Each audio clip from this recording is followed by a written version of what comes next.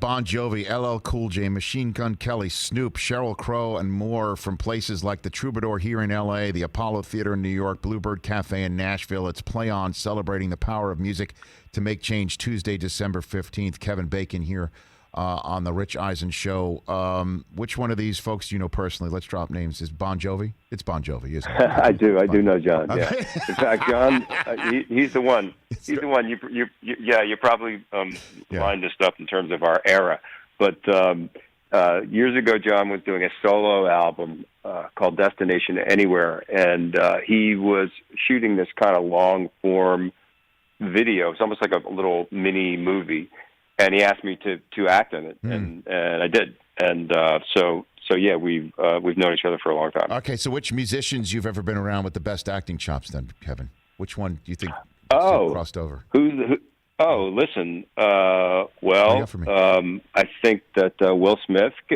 He's done some acting in his life. Yes. Jamie Foxx is another one. Just incredible. Harry Connick Jr. John's done some acting.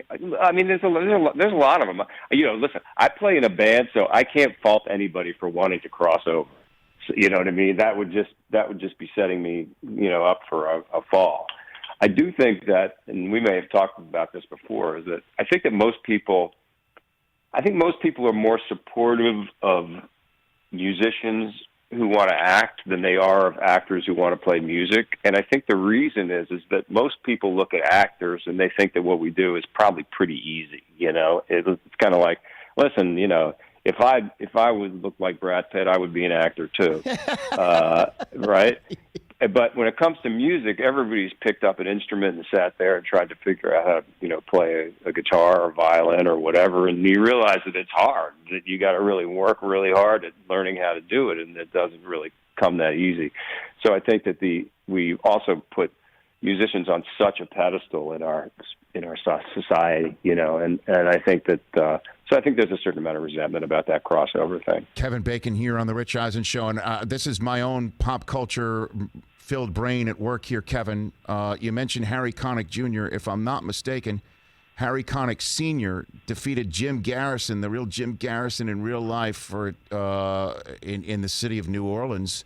For I guess the lead attorney, and Garrison, if I'm not mistaken, was the guy who was prosecuting the case in JFK. Am I not mistaken? Did I just do a whole 6 degrees with Harry Connick Jr. with you, Kevin Bacon? Did I just do that? That is a pretty wild 6 degrees. And I have to tell you that. Yes. Yeah.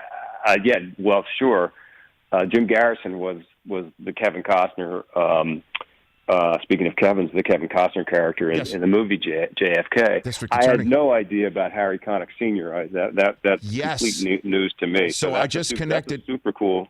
Yes, I just connected Harry Connick Jr. with you through JFK.